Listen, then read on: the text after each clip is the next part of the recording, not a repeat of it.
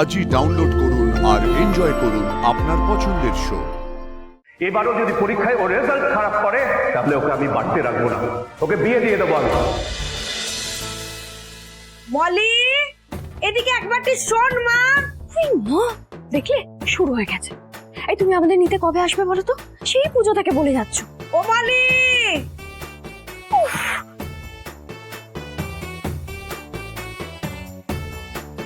তিতলি, এই তিতলি, বাবা যা না, দেখ না একটু দিনমা কি বলছে।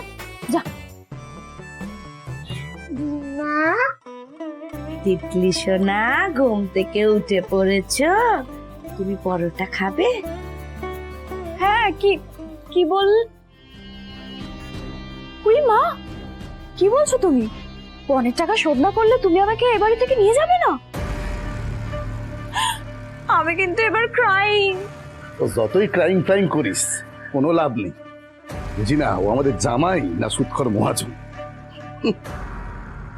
তুমি এই পরোটাটা মামাকে দিয়ে এসো তো মা। গরম আছে এইখানটা। আর এ না, মামার যদি তরকারি লাগে নিয়ে নেবে। চা, দৌড়ে গিয়ে দিয়ে এসো। মামা তোমার খাবার। হ্যাঁ, ওখানে রেখে দাও। তুমি এসিটা নিয়ে নাও, যা গরম পড়েছে। হ্যাঁ কিস্তি দাও দাও, এক মিনিট। আরে শুভ ভাই, বলছি তুই এসির কিস্তিটা দিয়ে দিবি ভাই?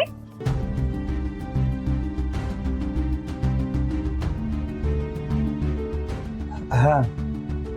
এই শুনছো, শুভ হ্যাঁ বলেছে, ও কিস্তি দিয়ে দেবে। কি হলো? আমি জল দেবো? বৃষ্টি, একটু জল দেবি? এটাকে শান্তিতে আমাকে একটু পড়তেও দেবে না? দিচ্ছি। ওরে বাবা, দে ধর। তোর কি আজকে পরীক্ষা? আরে হ্যাঁ, আজ আমার ফিজিক্স পরীক্ষা। তার মধ্যে এত সিলেবাস, শেষই হচ্ছে না। Frequency, velocity, speed. ও দাদা ভাই, আজ কিন্তু আমার কলেজের পরীক্ষার ফিসটা দিয়ে দিবি। হ্যাঁ দিয়ে যাবো। হ্যাঁ।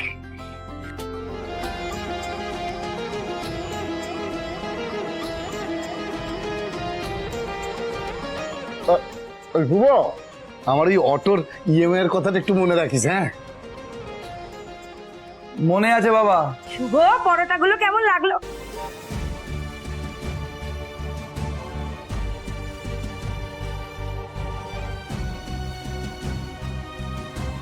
কি গো, পরোটাগুলো খেয়ে নিলে? আমি ভাবছি আমার ছেলেটা খাচ্ছে। আই, তুমি থালা ফেরত দাও, দাও বলছি। আরে আমি তো হাত ধরে খেয়েছি। অধখানাই বা খাবে কেন? ছেলেটা বাড়ি ফিরে এসে থেকে কাজ করে যাচ্ছে আর তুমি বাপ হয়ে ওর মুখের গ্রাসটা গিলে ফেলছো। লজ্জা করে না? ও মা শোনো না, তুমি তো রাগ করছো কেন? রাগ করবো না?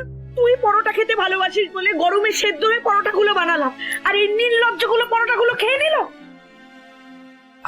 মা মা, আমি খেলে তুমি খুশি তো? আর আমার খুশি তোমরা সবাই খেলে, তাই আমার থেকে আমার এই খুশিটা প্লিজ কেড়ে নিও না।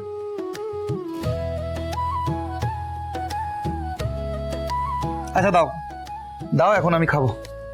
দাও। না না না, তোর হাতে নোংরা, আমি খাই দিই। দাও।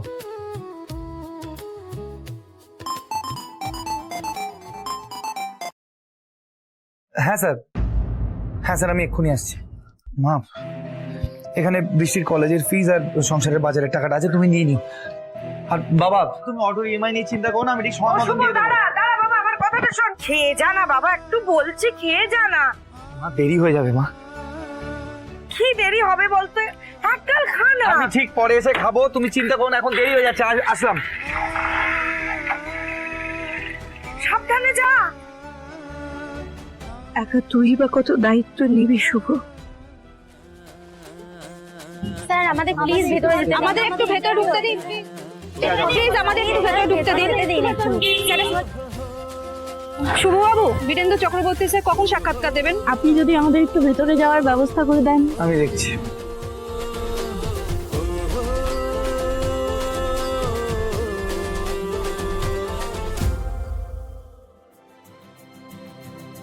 Good morning sir. Very good morning. Breakfast করোনি তো? বসো, ব্রেকফাস্ট করে নাও। না স্যার, আমি ব্রেকফাস্ট করে এসেছি। ও, তাহলে তোমাকে একটু ওয়েট করতে হবে, আমার হয়ে এসছে। হ্যাঁ স্যার।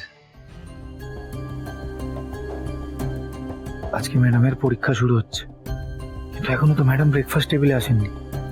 এরপরে তো দেরি হয়ে যাবে। ম্যাডাম কোথায়? কি অদ্ভুত, আজকে ফাইনাল পরীক্ষা শুরু অথচ শাওন এখনো ব্রেকফাস্ট টেবিলে আসলো না। আচ্ছা, ভুলে যায়নি তো এক্সামদের কথা? না না দিদি, ভুলে যাবে কেন? ও ঠিক মনে থাকবে। আমার মনে হয় রেডি হয়ে নেমে আসবে। তুমি শিওর? না শিওর মানে? টেনশন করিস না, আমি দেখছি। ওর নিজের যদি কোনো রেসপন্সিবিলিটি না থাকে, তুই ওর জন্য কত করবি? ও তো জেনে গেছে না তোর বাবা মন্ত্রী, কোনো পরিশ্রম না করে হাতের কাছে সব জিনিস পেয়ে যাচ্ছে তো। আচ্ছা দাঁড়া। শাওন, শাওন,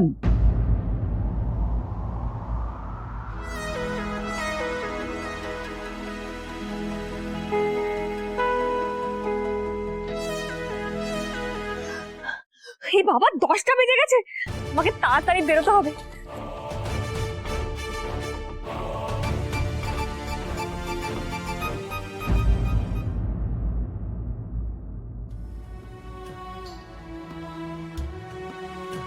বাবা, আজ যদি তোমার পায়ে হাত দিয়ে একটু প্রণাম করতে পারতাম। খুব চেয়েছিলাম তোমার আশীর্বাদ নিয়ে পরীক্ষা দিতে যাব, কিন্তু আমার না আছে ভাগ্য, না আছে সাহস। তবে আমি জানি এই পরীক্ষায় ভালো রেজাল্ট করলে তুমি আর আমার থেকে মুখ ফিরিয়ে থাকবে না, আমাকে ঠিক কাছে টেনে নেবে। তুমি আমাকে এখন এই ছবির মধ্যে থেকে প্রাণ ভরে আশীর্বাদ করো বাবা, যাতে আমি পরীক্ষা ভালোভাবে দিতে পারি। কি ব্যাপার শাওন, আজ তোমার ফাইনাল পরীক্ষা, তুমি কি ভুলে গেছিলে? আসলে পিসমণি। আচ্ছা ঠিক আছে, এখন চুপ করে বসে তাড়াতাড়ি ব্রেকফাস্টটা করে নাও তো দেখি।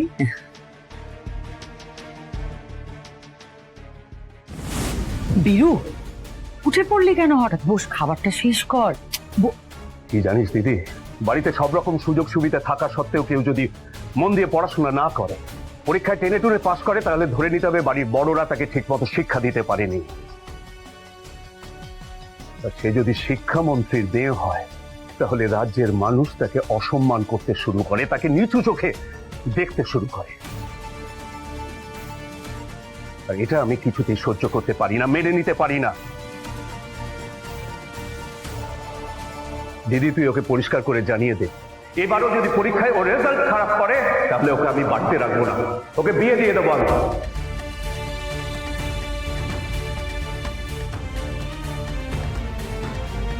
একটা খারাপ রেজাল্ট করা মেয়ে কিছুতেই আমার পরিচয়ে বেঁচে থাকতে পারে না, এ বাড়িতে থাকতে পারে না। তার চেয়ে অন্য কারোর পরিচয়ে এই সমাজে বেঁচে থাকুক, সেটাই আমাদের সবার পক্ষে ভালো হবে।